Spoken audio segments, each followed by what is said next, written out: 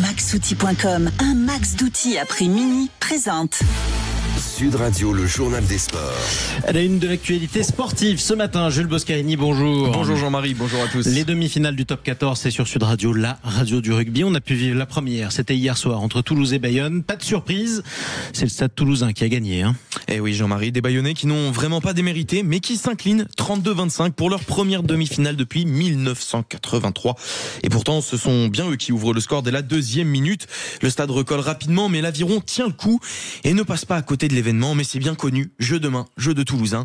Et il ne faut que peu de munitions au double champion de France en titre pour prendre un avantage quasi définitif après l'essai de Paul Graou, François Trio et Daniel Herrero aux commentaires. Belle attitude quand même, il a gagné une dizaine de mètres. Ouais, c'est bien joué. Maintenant, Barassi, c'est bien joué, les décalages pour Ramos. Ramos intérieur. Oh oui, c'est l'essai de Paul Graou. Il est beau, François. Il est beau. Il est beau.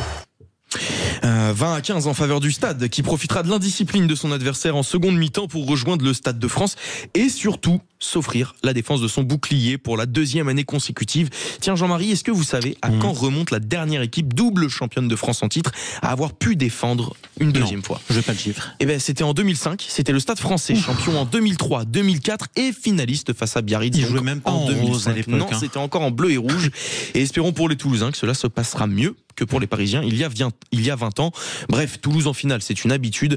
Mais pour Bayonne, cette saison est historique. Alors oui, pas de finale pour Camille Lopez, mais tout de même une fin de carrière au plus haut niveau qu'il peut savourer. C'est sûr que j'ai la chance de ne pas m'être blessé avant la fin de ma carrière, d'être sur le terrain, de partager, de vivre des moments incroyables avec les copains, avec ce club, avec un public comme ça. Donc voilà, comme j'ai dit, c'était inespéré de vivre des moments comme ça il y a 3 ans quand j'ai signé à l'Aviron. Donc forcément que je suis content de pouvoir finir comme ça. J'ai la chance, je suis un privilégié de pouvoir finir comme ça. Et place aujourd'hui à l'autre demi-finale, Union Bordeaux-Bègles, le rugby club toulonnais à 21h05 en direct sur Sud Radio, la radio du rugby.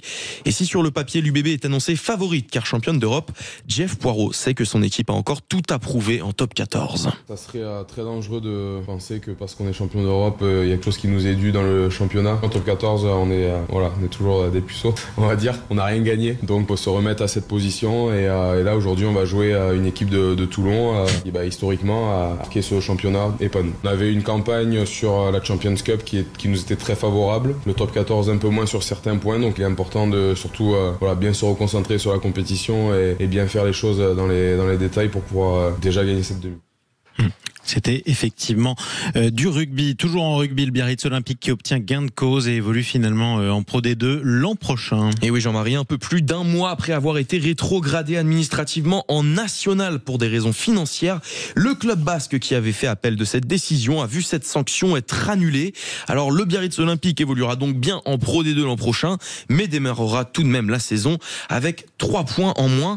Et comment ne pas parler de ce match? C'est la préparation de la tournée en Nouvelle-Zélande pour l'équipe de France qui joue aujourd'hui à 16h face à l'Angleterre. Petite particularité, ce match ne compte pas comme une sélection officielle. Allez, un mot de tennis, Jules, également. Les derniers préparatifs pour Wimbledon? Absolument, avec le tournoi du Queens et Carlos Alcaraz, le vainqueur de Roland-Garros, qui a lui aussi envie d'aller chercher des titres sur gazon. On le sait, c'est une pelouse qu'il aime bien et il affronte son compatriote Roberto Bautista Agut aujourd'hui à 15h30. Bon, arrosez bien la pelouse, c'est important.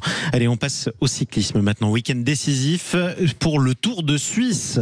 Et oui, Jean-Marie, en cyclisme, l'une des courses majeures du calendrier est véritable répétition générale avant le Tour de France est sur le point de rendre son verdict avec un suspense total.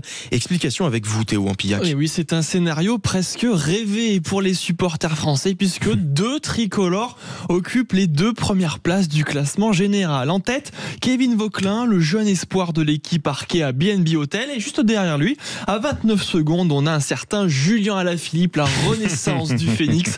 L'ancien double champion du monde retrouve un rôle décisif qu'il n'avait plus occupé, on peut le dire, depuis pas mal d'années. Alors avec ces bons résultats, on est en droit d'espérer, va-t-on enfin revoir un Français gagner une course par étape 17 ans après Christophe Moreau sur le critérium du Dauphiné?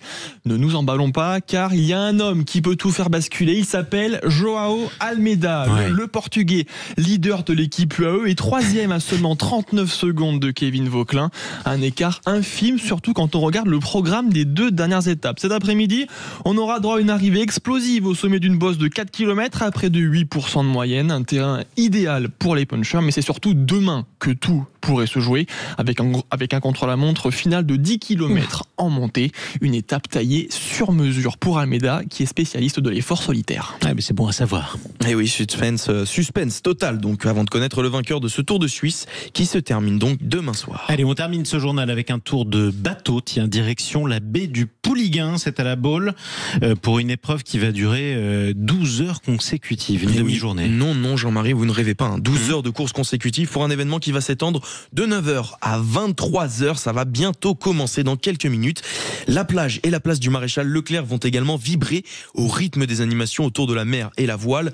Un véritable moment de partage parrainé par Armel Lecléac, vainqueur du Vendée Globe, comme l'explique Mathieu Sarraud, organisateur des 12 heures Banque Populaire Grand Ouest. L'idée, c'est de rassembler un peu comme une fête de fin d'année, déjà tous les clubs locaux, et puis le particulier, le plaisancier peut s'inscrire. On a pas mal d'équipages qui sont des copains qui se sont dit tiens, on va se faire un bon kiff et puis on va se faire 12 heures dans la baie. Et là, à mon avis, on aura entre 130 et 150 participants, ce qui représente une quarantaine de bateaux pour cette première édition où on s'était fixé à peu près cette jauge. Et puis on est un peu en test event pour regarder comment ça fonctionne, pour se donner rendez-vous tous les 2 ans dans la baie du Pouliguen.